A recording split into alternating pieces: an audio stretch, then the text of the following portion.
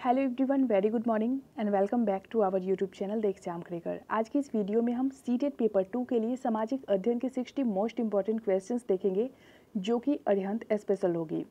मैंने इस बुक को देखा, इसके क्वेश्चन जो है वो काफ़ी ज़्यादा महत्वपूर्ण है, तो मैंने सोचा इसको आपको करवा दूँ। अगर आप में से किसी के पास ये बुक होगी और उन्होंने ऑलरेडी इसे प्रैक्टिस कर रखी होगी और इसमें छोटे दिख रहे होंगे तो वो बुक से भी देख सकते हैं। तो फटाफट से देख लेते हैं इसके क्वेश्चन। क्वेश्चन नंबर 91 में पूछा गया है आपसे कि प्यासी कौवे और चालाक लोमड़ी का अंकन कहाँ के मृदु भांडों पर हुआ है।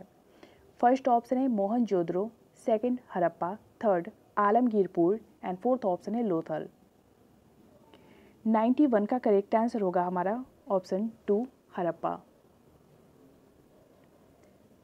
जब तक मैं राइट आंसर पे टिक करती हूँ तब तक आप अपना करेक्ट आंसर जो भी हो उसको चूज कर लीजिए। ऐसे में ये होगा कि आप अपने स्कोर जो है उसको काउंट कर पाइएगा। क्वेश्चन नंबर 92 है आपका, ऋग्वेद के विषय में कौन सा कथन असत्य है। फर्स्ट है ऋग्वेद में कुल 1028 सूक्त है। सेकंड है वर्तमान में ऋग्वेद की शाखा ही अध्ययन होता है। सेकंड है ऋग्वेद 12 मंडलों में विभक्त है एंड फोर्थ ऑप्शन है इसमें अष्टक तथा प्रत्येक अष्टक में 8 अध्याय है। 92 का करेक्ट आंसर होगा हमारा ऑप्शन 3 ऋग्वेद 12 मंडलों में विभक्त है। यह कथन ऋग्वेद के बारे में सही नहीं है, असत्य है। क्वेश्चन नंबर 93 है हमारा, यापनीय कुचक्र स्वरतपट्ट डैश है। फर्स्ट ऑप्शन है जैन धर्म के उप संप्रदाय, सेकंड है बौद्ध धर्म के उप संप्रदाय, थर्ड है ब्राह्मण धर्म के उप संप्रदाय एंड फोर्थ ऑप्शन है पारसी धर्म के उप संप्रदाय। तो यहाँ पे जो यापनीय कुचक्र और स्वरतपट्ट की चर्चा की गई है वो क्या है। 93 का करेक्ट आंसर होगा हमारा ऑप्शन 1 जैन धर्म के उप संप्रदाय। क्वेश्चन नंबर 92 है, निम्नलिखित सूचियों को सुमेलित कीजिए। तो यहाँ लेफ्ट साइड में मौर्य प्रशासन की इकाइयाँ दी गई है और राइट साइड में ग्रामों की संख्या दी गई है। इसको मैच करेंगे हम। तो यहाँ पे ए जो है संग्रहण, इसका हो जाएगा 10 गांव। फिर द्रोणमुख जो है इसका हो जाएगा 400 गांव। फिर है खारवटिक, इसका हो जाएगा 200 गांव और फिर है स्थानीय, इसका हो जाएगा 800 गांव। ऑप्शन 2 हमारा सही होगा। आगे हम देखेंगे क्वेश्चन नंबर 95, चोलों के विषय में क्या गलत है। फर्स्ट ऑप्शन है चोल राज्य में मंत्रिमंडल नहीं होता था। सेकंड है भूमिकर 1/3 भाग था। थर्ड है अधिकारियों को नकद वेतन मिलता था एंड फोर्थ ऑप्शन है स्थानीय स्तर पर स्वायत्तता थी। तो चोलों के विषय में जो बात सही नहीं कही गई है, रॉन्ग स्टेटमेंट है, वो क्या है। 95 का करेक्ट आंसर होगा हमारा ऑप्शन 3 अधिकारियों को नकद वेतन मिलता था। तो ऐसा नहीं था, उनको जमीनें दी जाती थी, नकद वेतन नहीं मिलता था। क्वेश्चन नंबर 96 है, एल बेरूनी द्वारा दिए गए विवरणों में से क्या असत्य है। फर्स्ट ऑप्शन है भारतीय समाज संकीर्ण तथा जाति पाति से बंधा था। सेकंड है भारतीय समाज में बाल विवाह तथा सती प्रथा विद्यमान नहीं थी। थर्ड है वैश्य एवं शूद्र वेद का अध्ययन नहीं कर सकते थे एंड फोर्थ ऑप्शन है राजस्व की दर 1/6 थी। तो एल बेरूनी ने जो वर्णन दिया है उसमें से जो सत्य नहीं है, यानी कि उन्होंने जो कहा है वो इस ऑप्शन में नहीं दिया गया है, वो ऑप्शन कौन सा है। करेक्ट आंसर होगा 96 का आपका ऑप्शन 2 भारतीय समाज में बाल विवाह तथा सती प्रथा विद्यमान नहीं थी। ऐसा उन्होंने नहीं कहा है, उस समय विद्यमान थी। आगे हम देखेंगे क्वेश्चन नंबर 97, अलाउद्दीन खिलजी ने अपने शासनारंभ के कुछ वर्षों से सार्वजनिक असंतोष तथा विद्रोह के कारणों पर विचार किया एवं इनके 4 कारणों की पहचान की। निम्न में से कौन से कारण पर उसका ध्यान नहीं गया। फर्स्ट ऑप्शन है राजा का अपनी प्रजा के प्रति अवस्था की उपेक्षा तथा अनभिज्ञता का रवैया था। सेकंड है अमीरों की मदिरापान की गोष्ठियां षड्यंत्रों की प्रसव भूमि थी। थर्ड है अत्यधिक संपत्ति ने दूर शक्ति एवं कुविचारों के लिए पर्याप्त समय दोनों प्रदान किए एंड फोर्थ ऑप्शन है नौकरशाही द्वारा आयोजित दमन ने प्रजा को राजा के विरुद्ध विद्रोह के लिए मजबूर किया। 97 का करेक्ट आंसर होगा हमारा ऑप्शन 1 राजा का अपनी प्रजा के प्रति अवस्था की उपेक्षा तथा अनभिज्ञता का रवैया था। अगला क्वेश्चन देखेंगे हम, क्वेश्चन नंबर 98। निम्न में से किस एक भवन में चतुष्कोणीय मेहराब या ट्यूडर मेहराब का एक प्रमुख वास्तु तत्व के रूप में प्रयोग किया गया है? फर्स्ट ऑप्शन है अलाई दरवाजा, सेकंड है कुतुबुल इस्लाम मस्जिद, थर्ड है खाने शाह का मकबरा एंड फोर्थ ऑप्शन है जामा मस्जिद आगरा। 98 का करेक्ट आंसर होगा आपका ऑप्शन 1 अलाई दरवाजा। क्वेश्चन नंबर 99 है, निम्नलिखित कथनों में से असत्य कथन है। फर्स्ट ऑप्शन है जहांगीर से पूर्व तक चित्रकारी का मुख्य विषय हस्तलिखित ग्रंथों की सामग्री होती थी। सेकंड है आकृति चित्रकारी अकबर के समय में शुरू हुई थी। थर्ड है शाहजहां के समय चित्रकारी में प्राकृतिक दृश्यों पर जोर दिया जाने लगा एंड फोर्थ ऑप्शन है औरंगजेब ने भी अपने पूर्ववर्ती शासकों की तरह चित्रकारी को प्रोत्साहन दिया था। तो इन चारों कथनों में से जो कथन असत्य है वो क्या है? 99 का करेक्ट आंसर होगा हमारा ऑप्शन 4। क्वेश्चन नंबर 100 है आपका, मुगल काल में भू राजस्व के भुगतान की विधि के बारे में निम्नलिखित कथनों में से कौन सा सही है? फर्स्ट है किसान धातु के सिक्के में राजस्व अदा करते थे। सेकंड है किसान कौड़ियों में राजस्व चुकाते थे। थर्ड है किसान फसल के रूप में राजस्व देते थे एंड फोर्थ ऑप्शन है सारे मुगल साम्राज्य में राजस्व चुकाने की कोई एक समान विधि नहीं थी। तो इन चारों कथनों में से जो सही कथन है वो है आपका ऑप्शन 4, सारे मुगल साम्राज्य में राजस्व चुकाने की कोई एक समान की विधि नहीं थी। क्वेश्चन नंबर 101 एंड 102 के आंसर देने के लिए आपको निम्नलिखित गद्यांश को ध्यानपूर्वक पढ़ना है और फिर इसके उत्तर देने हैं। लिखा है अधिग्रहण की आखिरी लहर सन 1848 से सन 1856 के बीच गवर्नर जनरल बने लॉर्ड डलहौजी के शासनकाल में चली। लॉर्ड डलहौजी ने एक नई नीति अपनाई जिसे विलय नीति का नाम दिया गया। यह सिद्धांत इस तर्क पर आधारित था कि अगर किसी शासक की मृत्यु हो जाती है और उसका कोई पुरुष वारिस नहीं है तो उसकी रियासत हड़प ली जाएगी, यानी कंपनी के भूभाग का हिस्सा बन जाएगी। इस सिद्धांत के आधार पर एक के बाद एक नई रियासतें सतारा सन 1848, संबलपुर सन 1805, उदयपुर सन 1852, नागपुर सन 1853 और झांसी सन 1854 को अंग्रेजों के हाथ में चली गई। आखिरकार सन 1856 में कंपनी ने अवध को भी अपने नियंत्रण में ले लिया।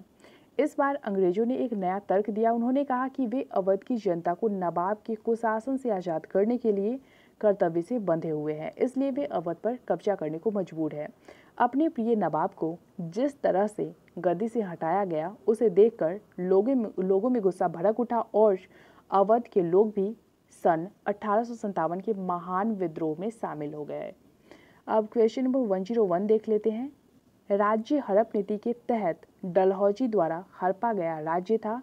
फर्स्ट ऑप्शन है Sambalpur, second Udaipur, third Jhansi and fourth option है ये सभी। 101 का करेक्ट आंसर होगा हमारा ऑप्शन 4 ये सभी। क्वेश्चन नंबर 102 है आपका, अंग्रेजों द्वारा अवध का विलय किस आधार पर किया गया? फर्स्ट ऑप्शन है राज्य हड़प नीति द्वारा, सेकंड है युद्ध द्वारा, थर्ड है कुशासन के आधार पर एंड फोर्थ ऑप्शन है इन सभी के द्वारा। 102 का करेक्ट आंसर होगा हमारा ऑप्शन 3 कुशासन के आधार पर। क्वेश्चन नंबर 103 है आपका, डॉक्टर बी.आर. अम्बेडकर के संबंध में निम्नलिखित कथनों में से कौन सा असत्य है? फर्स्ट ऑप्शन है उन्होंने सिद्धार्थ कॉलेज की स्थापना की। सेकंड है सन 1920 में उन्होंने अपनी पत्रिका मूक नायक शुरू की। थर्ड है सन 1922 में उन्होंने डिप्रेस्ड क्लास इंस्टीट्यूट की स्थापना की एंड फोर्थ ऑप्शन है वह भारत के प्रथम सुरक्षा मंत्री थे। तो इन चारों कथनों में से जो बी.आर. अम्बेडकर के संबंध में गलत है, असत्य है, वो है आपका ऑप्शन 4, वह भारत के प्रथम सुरक्षा मंत्री थे। क्वेश्चन नंबर 104 है, निम्नलिखित में से खिलाफत आंदोलन का परिणाम क्या था? फर्स्ट ऑप्शन है हिंदू मुस्लिम मतभेदों में कमी आई, सेकंड है भाषा की समस्या तीव्र हुई, थर्ड है हिंदू मुस्लिम दंगे बढ़ गए एंड फोर्थ ऑप्शन है हिंदुओं को दबाया गया। तो इन चारों ऑप्शंस में से खिलाफत आंदोलन का जो परिणाम था वो क्या था? करेक्ट आंसर होगा ऑप्शन 1, हिंदू मुस्लिम मतभेदों में कमी आई। क्वेश्चन नंबर 105, वर्ष 1930, 1931 तथा 1932 में लंदन में हुए गोलमेज सम्मेलनों को आयोजित करने के पीछे क्या अभिप्राय था? फर्स्ट ऑप्शन है ब्रिटिश सरकार भारतीय नेताओं के विचार जानना चाहती थी। सेकंड है ब्रिटिश सरकार भारत के भावी राजनीतिक ढांचे के बारे में भारतीय नेताओं से बात करना चाहती थी। थर्ड है ब्रिटेन तत्काल भारत को स्वतंत्रता प्रदान करने को इच्छुक था। एंड फोर्थ ऑप्शन है ब्रिटिश सरकार साइमन कमीशन की सिफारिशों पर विचार करना चाहती थी। 105 का करेक्ट आंसर होगा हमारा ऑप्शन 2, ब्रिटिश सरकार भारत के भावी राजनीतिक ढांचे के बारे में भारतीय नेताओं से बात करना चाहती थी। क्वेश्चन नंबर 106 है आपका, पृथ्वी पर जीवन निम्नलिखित में से कितने वर्षों पहले आरंभ हुआ? फर्स्ट ऑप्शन है 1 अरब 37 करोड़ वर्ष पूर्व, सेकंड है 3 अरब 80 करोड़ वर्ष पूर्व, थर्ड है 460 करोड़ वर्ष पूर्व एंड फोर्थ ऑप्शन है 38 लाख वर्ष पूर्व। 106 का करेक्ट आंसर होगा हमारा ऑप्शन 2, 3 अरब 80 करोड़ वर्ष पूर्व। क्वेश्चन नंबर 107 है, जब मैग्मा का जमाव धरातल के भीतर होता है तब अनेकों आकृतियों का निर्माण होता है। निम्न में से कौन सा इस क्रिया द्वारा निर्मित आकृति नहीं है? फर्स्ट ऑप्शन है pamolith, second laccolith, third lopolith and fourth option है बैथोलिथ। 107 का करेक्ट आंसर होगा हमारा ऑप्शन 1, पामोलिथ। क्वेश्चन नंबर 108 में पूछा गया आपसे कि धरातल में होने वाले अनवरत परिवर्तन के लिए डैश उत्तरदायी है। फर्स्ट ऑप्शन है भूस्खलन, सेकंड है अपरदन, थर्ड अपक्षय एंड फोर्थ ऑप्शन है तीव्र संचलन। 108 का करेक्ट आंसर होगा हमारा ऑप्शन 2, अपरदन। धरातल में होने वाले अनवरत परिवर्तन के लिए अपरदन उत्तरदायी है। क्वेश्चन नंबर 109 में पूछा गया है आपसे कि गहरे लंबे व विस्तृत गर्त या बेसिन जिसके दीवार शीर्ष खड़े, ढाल वाले किनारे खड़े व अवतल होते हैं उन्हें कहा जाता है? फर्स्ट ऑप्शन है सर्क, सेकंड पार्श्विक हिमोड, थर्ड घाटी हिमनद एंड फोर्थ ऑप्शन है एस्कर। 109 का करेक्ट आंसर होगा हमारा ऑप्शन 1, सर्क। क्वेश्चन नंबर 110 है आपका, ओस बनने के लिए आवश्यक है। फर्स्ट ऑप्शन है ओसांक जमाव बिंदु पर हो, सेकंड है ओसांक जमाव बिंदु से नीचे हो, थर्ड है ओसांक जमाव बिंदु के ऊपर हो एंड फोर्थ ऑप्शन है इनमें से कोई नहीं। 110 का करेक्ट आंसर होगा हमारा ऑप्शन 3, ओसांक जमाव बिंदु के ऊपर हो। अगला क्वेश्चन देखेंगे हम, क्वेश्चन नंबर 111, पर्णपाती वनों के विषय में असत्य है। फर्स्ट ऑप्शन है ओसांक तापमान 25 डिग्री सेल्सियस से 30 डिग्री सेल्सियस होता है, सेकंड है वार्षिक औसत वर्षा 1000 मिलीमीटर होता है, थर्ड है वन में कम घने तथा मध्यम ऊंचाई के वृक्ष पाए जाते हैं एंड फोर्थ ऑप्शन है इनका विस्तार 30 डिग्री से 40 डिग्री उत्तर दक्षिण अक्षांश तक होता है। 111 का करेक्ट आंसर होगा हमारा ऑप्शन 4। अगला क्वेश्चन देखेंगे हम, निम्नलिखित में से किसका सुमेल नहीं है? फर्स्ट है अहमदाबाद साबरमती, सेकंड हैदराबाद कृष्णा, थर्ड कोटा चंबल नदी एंड फोर्थ ऑप्शन है नासिक गोदावरी। 112 का करेक्ट आंसर होगा हमारा ऑप्शन 2, हैदराबाद कृष्णा नदी। क्वेश्चन नंबर 113 है, खरीफ और रबी से संबंधित निम्नलिखित कथनों में से कौन सा ठीक नहीं है? फर्स्ट है खरीफ महीना वर्षा ऋतु के प्रारंभ में आता है और वसंत ऋतु के अंत में फसल काटी जाती है, सेकंड है खरीफ महीना वर्षा ऋतु के आरंभ में आता है और शरद ऋतु में फसल काटी जाती है, थर्ड है रबी महीना वर्षा के बाद शरद ऋतु में प्रारंभ होता है और वसंत ऋतु के अंत में फसल काटी जाती है एंड फोर्थ ऑप्शन है खरीफ में चावल बाजरा तथा रबी में गेहूं चना आदि उगाया जाता है। 113 का करेक्ट आंसर होगा हमारा ऑप्शन 1, खरीफ महीना वर्षा ऋतु के प्रारंभ में आता है और वसंत ऋतु के अंत में फसल काटी जाती है। क्वेश्चन नंबर 114 देखेंगे हम, भारतीय संविधान का स्वरूप डैश है? फर्स्ट ऑप्शन है एकात्मक, सेकंड पूर्णतया संघात्मक, थर्ड संरचना में संघात्मक भावना में एकात्मक एंड फोर्थ ऑप्शन है भावना में संघात्मक तथा संरचना में एकात्मक। ये क्वेश्चन बहुत ही इंपॉर्टेंट है और पूछा जा चुका है सीटेट में। 114 का करेक्ट आंसर होगा हमारा ऑप्शन 3, संरचना में संघात्मक और भावना में एकात्मक। क्वेश्चन नंबर 115 है, निम्नलिखित में से कौन सा नीति निर्देशक तत्व है? फर्स्ट है समान आचार संहिता, सेकंड है प्रेस की स्वतंत्रता, थर्ड है धर्म की स्वतंत्रता एंड फोर्थ ऑप्शन है विधि के समक्ष समानता। 115 का करेक्ट आंसर होगा हमारा ऑप्शन 1, समान आचार संहिता। क्वेश्चन नंबर 116 है, भारतीय संविधान में अनुच्छेद 5 से 11 तक किसके विषय में प्रावधान किया गया है? फर्स्ट ऑप्शन है मूल कर्तव्य, सेकंड नागरिकता, थर्ड मौलिक अधिकार एंड फोर्थ ऑप्शन है नीति निर्देशक तत्व। 116 का करेक्ट आंसर होगा हमारा ऑप्शन 2 नागरिकता। क्वेश्चन नंबर 117 है, किन किन परिस्थितियों में राष्ट्रपति संसद का संयुक्त अधिवेशन आहूत कर सकते हैं? फर्स्ट ऑप्शन है एक सदन द्वारा पारित विधेयक को दूसरे सदन द्वारा रद्द कर देना, सेकंड है एक सदन द्वारा विधेयक में प्रस्तावित संशोधन दूसरे सदन द्वारा स्वीकार न किया जाना, थर्ड है एक सदन द्वारा विधेयक की प्राप्ति के 6 माह तक कोई कार्रवाई न करना एंड फोर्थ ऑप्शन है उपरोक्त सभी परिस्थितियों में। 117 का करेक्ट आंसर होगा हमारा ऑप्शन 4। क्वेश्चन नंबर 118 है, राष्ट्रपति के निर्वाचन के लिए गठित निर्वाचक मंडल में सम्मिलित होते हैं। फर्स्ट ऑप्शन है सांसद तथा राज्य विधानसभाओं के सभी निर्वाचित सदस्य, सेकंड है संसद के सभी तथा विधानसभा के सभी अनिर्वाचित सदस्य, थर्ड है संघीय संसद तथा राज्य विधानसभाओं के सभी सदस्य एंड फोर्थ ऑप्शन है उपरोक्त सभी। 118 का करेक्ट आंसर होगा हमारा ऑप्शन 1 संसद तथा राज्य विधानसभाओं के सभी निर्वाचित सदस्य। आगे देखेंगे हम क्वेश्चन नंबर 119, निम्नलिखित में से कौन सा कथन सार्वजनिक उद्योग के विषय में असत्य है? फर्स्ट ऑप्शन है इन उद्योगों का स्वामित्व राजा अथवा केंद्र या दोनों सरकारों के पास होता है, सेकंड है इनमें बहुत बड़ी मात्रा में पूंजी लगी होती है, थर्ड है उत्पादन का स्तर प्रायः वृहद होता है एंड फोर्थ ऑप्शन है लाभ कमाना इन उद्योगों का प्रमुख उद्देश्य होता है। तो इन चारों कथनों में जो असत्य है वो क्या है? करेक्ट होगा ऑप्शन 4 लाभ कमाना इन उद्योगों का प्रमुख उद्देश्य होता है। क्वेश्चन नंबर 120 है, उष्णकटिबंधीय फसल तापमान 20 से 30 डिग्री सेल्सियस, वर्षा 50 से 75 सेंटीमीटर तथा रबी एवं खरीफ दोनों मौसमों में उगाई जाने वाली फसल संबंधित है। फर्स्ट ऑप्शन है मक्का से, सेकंड मूंगफली से, थर्ड गेहूं से एंड फोर्थ ऑप्शन है सरसों से। 120 का करेक्ट आंसर होगा हमारा ऑप्शन 2 मूंगफली से।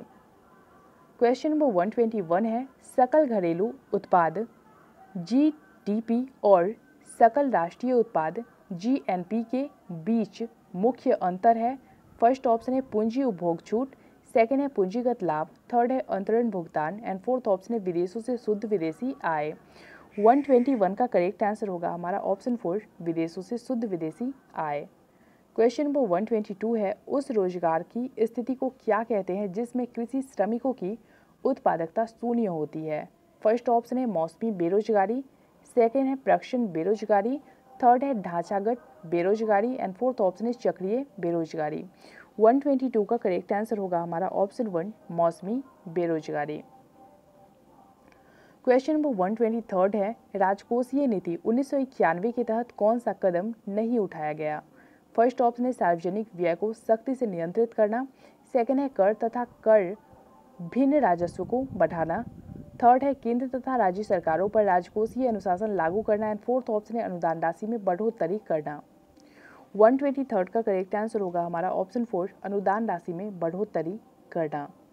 क्वेश्चन नंबर 124 है आपका, वित्त आयोग जो संवैधानिक निकाय है उसकी नियुक्ति प्रत्येक 5 वर्ष में की जानी होती है जिससे वह फर्स्ट ऑप्शन है केंद्र और राज्य के मध्य करों का विभाजन कर सके, सेकंड है वित्त मंत्रालय को संघीय वित्त उपबंध की सलाह दे सके, थर्ड है कराधान में वृद्धि या कमी का सुझाव दे सके एंड फोर्थ ऑप्शन है कराधान की आर्थिक व्यवहार्यता की जांच कर सके।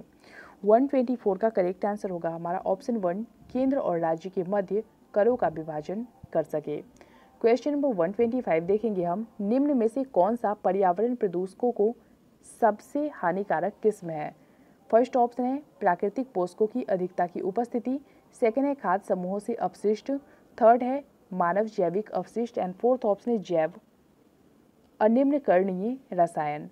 तो पर्यावरण प्रदूषकों की जो सबसे हानिकारक किस्म है वो है आपका ऑप्शन 4 जैव अनिम्नीकरणीय रसायन। क्वेश्चन नंबर 126 है आपका, वर्ष 2011 की जनगणना के अनुसार भारत में अभी भी गांवों में रहने वाले भारतीयों का प्रतिशत है। फर्स्ट ऑप्शन है 80%, सेकेंड है 70%, थर्ड है 75% एंड फोर्थ ऑप्शन है 60%। 126 का करेक्ट आंसर होगा हमारा ऑप्शन 2 70%। क्वेश्चन नंबर 127 है आपका, प्रकृति एवं प्राकृतिक संसाधन अंतर्राष्ट्रीय संरक्षण संघ द्वारा प्रकाशित रेड डाटा बुक्स में क्या सम्मिलित होता है? फर्स्ट ऑप्शन है जैव विविधता के प्रखर स्थलों हॉटस्पॉट में विद्यमान स्थानिक पौधे और पशु जातियों की सूची। सेकेंड है संकटाग्रस्त पौधे और पशु जातियों की सूची। थर्ड है विभिन्न देशों में प्रकृति एवं प्राकृतिक संसाधन संरक्षण हेतु संरक्षित स्थलों की सूची। एंड फोर्थ ऑप्शन है उपरोक्त सभी। 127 का करेक्ट आंसर होगा हमारा ऑप्शन 2 संकटाग्रस्त पौधे और पशु जातियों की सूची। क्वेश्चन नंबर 128 है आपका, भारतीय नाभिकीय शक्ति की उत्पादन क्षमता के आधार पर बढ़ते क्रम में है। फर्स्ट ऑप्शन है तारापुर, फिर नरोड़ा, फिर कैगा, फिर रावत भाटा। सेकेंड है कैगा, तारापुर, नरोड़ा, रावत भाटा। थर्ड है नरोड़ा, कैगा, रावत भाटा, तारापुर। एंड फोर्थ ऑप्शन है रावत भाटा, नरोड़ा, कैगा और फिर तारापुर। 128 का करेक्ट आंसर होगा हमारा ऑप्शन 1। क्वेश्चन नंबर 129 है, गोल्डन धान का अच्छा स्रोत है। फर्स्ट ऑप्शन है प्रोटीन का, सेकंड विटामिन ए का, थर्ड विटामिन बी का एंड फोर्थ ऑप्शन है वसा का। तो गोल्डन धान जो है वो किस विटामिन का अच्छा स्रोत है? 129 का करेक्ट आंसर होगा हमारा ऑप्शन 2 गोल्डन धान विटामिन ए का अच्छा स्रोत है। क्वेश्चन नंबर 130 है आपका, रडार का प्रयोग किया जाता है। फर्स्ट ऑप्शन है प्रकाश तरंगों द्वारा वस्तुओं का पता लगाने के लिए। सेकेंड है ध्वनि तरंगों को परावर्तित करके वस्तुओं का पता लगाने के लिए। थर्ड है रेडियो तरंगों द्वारा वस्तुओं की उपस्थिति तथा अवस्थिति का ज्ञात करने के लिए। एंड फोर्थ ऑप्शन है वर्षा वाले बादलों का पीछा करने के लिए। 130 का करेक्ट आंसर होगा हमारा ऑप्शन 3 रेडियो तरंगों द्वारा वस्तुओं की उपस्थिति तथा अवस्थिति ज्ञात करने के लिए। आगे हम देखेंगे क्वेश्चन नंबर 131, निम्नलिखित में से कौन शक्ति या स्त्री सिद्धांत की उपासना को उद्धृत करता है? फर्स्ट ऑप्शन है मेगास्थनीज की इंडिका, सेकेंड है कुमारगुप्त का गंगाधर शिलालेख, थर्ड है बृहत संहिता एंड फोर्थ ऑप्शन है पेरिप्लस ऑफ द एरिथ्रियन सी। 131 का करेक्ट आंसर होगा हमारा ऑप्शन 1 मेगास्थनीज की इंडिका। क्वेश्चन नंबर 132 है, पानीपत का तीसरा युद्ध कब हुआ था? फर्स्ट ऑप्शन है सन 1707 में, सेकेंड है सन 1739 में, थर्ड ऑप्शन है सन 1757 में एंड फोर्थ ऑप्शन है सन 1761 में। 132 का करेक्ट आंसर होगा हमारा ऑप्शन 4 सन 1761 में। क्वेश्चन नंबर 133 है, निम्नलिखित में से कौन पूर्व वैदिक काल की एक प्रमुख जनजाति नहीं थी? फर्स्ट ऑप्शन है कुरु, second Matsya, third Bharat and fourth option है कृत्स। 133 का करेक्ट आंसर होगा हमारा ऑप्शन 1 कुरु। अगला क्वेश्चन देखेंगे हम क्वेश्चन नंबर 134, किसी राज्य विधानमंडल में अधिकतम कितने सदस्य हो सकते हैं? फर्स्ट ऑप्शन है 400, सेकेंड है 450, थर्ड है 500 एंड फोर्थ ऑप्शन है 550। 134 का करेक्ट आंसर होगा हमारा ऑप्शन 3 500। क्वेश्चन नंबर 135 में पूछा गया आपसे कि सर्वोच्च न्यायालय के न्यायाधीशों के अवकाश ग्रहण की सामान्य आयु क्या है? फर्स्ट ऑप्शन है 58 वर्ष, सेकेंड है 62 वर्ष, थर्ड है 65 वर्ष एंड फोर्थ ऑप्शन है 70 वर्ष। 135 का करेक्ट आंसर होगा ऑप्शन 3 65 ईयर्स। क्वेश्चन नंबर 136 है, कक्षा में छात्रों को नक्शे का अध्ययन कराते समय उन्हें सबसे पहले क्या सिखाया जाए? फर्स्ट ऑप्शन है नक्शे का पैमाना समझना, सेकेंड है नक्शे में दिमाग का ज्ञान कराना, थर्ड है नक्शे में दिए गए रंगों का अर्थ बताना एंड फोर्थ ऑप्शन है नक्शे पर खींची गई लाइनों के बारे में बताना। 136 का करेक्ट आंसर होगा हमारा ऑप्शन 2 नक्शे में दिशा का ज्ञान कराना। क्वेश्चन नंबर 137 है, अंतर्राष्ट्रीय सद्भावना की शिक्षा का मुख्य प्रयोजन नहीं है। फर्स्ट ऑप्शन है विश्व शांति के महत्व को समझकर उसमें सहयोग देने की वृत्ति का विकास करना, सेकेंड है राष्ट्रीयता की भावना का विकास करना, थर्ड है भावी विश्व युद्ध के खतरों को समझना एंड फोर्थ ऑप्शन है संयुक्त राष्ट्र संघ की महत्ता को समझना व उसमें सहयोग करना। तो अंतर्राष्ट्रीय सद्भावना की शिक्षा का जो प्रयोजन नहीं है वो है आपका ऑप्शन 2 यानी कि राष्ट्रीयता की भावना का विकास करना। क्वेश्चन नंबर 138 है, चंद्रमा और उसकी कलाओं को स्पष्ट करने के लिए कौन सी शिक्षण विधि उपयोगी है? फर्स्ट ऑप्शन है अनुसंधान विधि, सेकंड निरीक्षण विधि, थर्ड समस्या विधि एंड फोर्थ ऑप्शन है स्रोत संदर्भ। 138 का करेक्ट आंसर होगा हमारा ऑप्शन 2 निरीक्षण विधि। क्वेश्चन नंबर 139 है, छात्र ने सामाजिक संस्थाओं की कार्यप्रणाली से संबंधित तथ्यों की जानकारी प्राप्त कर ली है। छात्र की इस योग्यता का संबंध शिक्षण की किस उद्देश्य से है? फर्स्ट ऑप्शन है ज्ञानात्मक उद्देश्य, सेकंड है अर्थ ग्रहण, थर्ड ज्ञानोपयोग एंड फोर्थ ऑप्शन है कौशल। 139 का करेक्ट आंसर होगा हमारा ऑप्शन 1 ज्ञानात्मक उद्देश्य।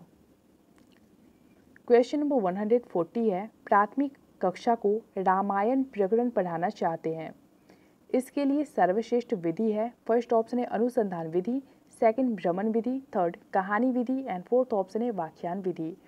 तो प्राथमिक कक्षा में यानी कि प्राइमरी लेवल पे रामायण का प्रकरण पढ़ाने के लिए जो सर्वश्रेष्ठ विधि होगी वो क्या होगी?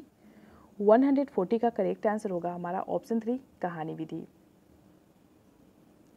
अगला क्वेश्चन देखेंगे हम, क्वेश्चन नंबर 141, देख कर सीखना नामक सिद्धांत पर कौन सी विधि आधारित है? फर्स्ट ऑप्शन है वाद विवाद विधि, सेकंड है व्याख्यान विधि, थर्ड है निरीक्षण विधि एंड फोर्थ ऑप्शन है पाठ्य पुस्तक विधि। तो देख कर सीखना इस सिद्धांत पर जो विधि आधारित है वो है आपका ऑप्शन 3 यानी कि निरीक्षण विधि। क्वेश्चन नंबर 142, सामाजिक अध्ययन विषय के शिक्षक के निम्न गुण होने आवश्यक है। फर्स्ट ऑप्शन है सामाजिक योग्यता, सेकंड है बौद्धिक जागरूकता, थर्ड है उदार दृष्टिकोण एंड फोर्थ ऑप्शन है ये सभी। तो सामाजिक अध्ययन विषय के जो टीचर होंगे उसमें क्या क्या गुण होने अनिवार्य है, क्या होने आवश्यक है? 142 का करेक्ट आंसर होगा हमारा ऑप्शन 4 सामाजिक अध्ययन विषय के शिक्षक में सामाजिक योग्यता भी होनी चाहिए, बौद्धिक जागरूकता भी होनी चाहिए और इसके साथ ही उदार दृष्टिकोण भी होना चाहिए। आगे हम देखेंगे क्वेश्चन नंबर 143, इकाई योजना का उद्देश्य है। फर्स्ट ऑप्शन है विद्यार्थियों की आवश्यकताओं एवं अभिरुचियों के अनुसार पाठ्य पुस्तक को संगठित करना, सेकंड है पाठ्य वस्तु को जीवनोपयोगी तथा व्यवहारिक बनाना, थर्ड है किसी समस्या विचार प्रयोजन में पाठ्य वस्तु को विभाजित करना एंड फोर्थ ऑप्शन है उपरोक्त सभी। 143 का करेक्ट आंसर होगा हमारा ऑप्शन 4 उपरोक्त सभी।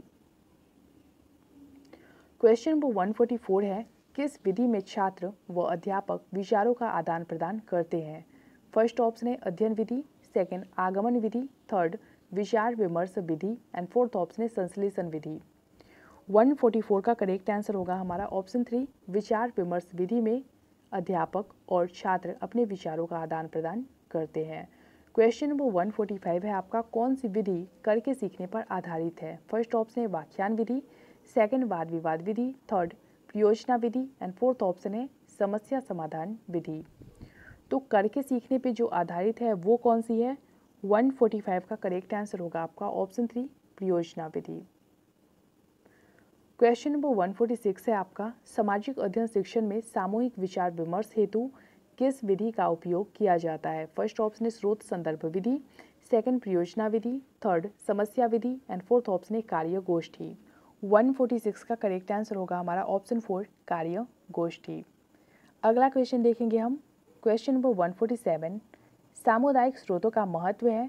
फर्स्ट ऑप्शन है सामुदायिक स्रोतों से पूरक एवं अतिरिक्त ज्ञान की प्राप्ति होती है, सेकंड है इससे छात्रों में समाजोपयोगी गुणों का विकास होता है, थर्ड है शोध कार्य में शिक्षार्थियों के लिए सहायक होते हैं एंड फोर्थ ऑप्शन है ये सभी। 147 का करेक्ट आंसर होगा हमारा ऑप्शन 4 ये सभी। Question number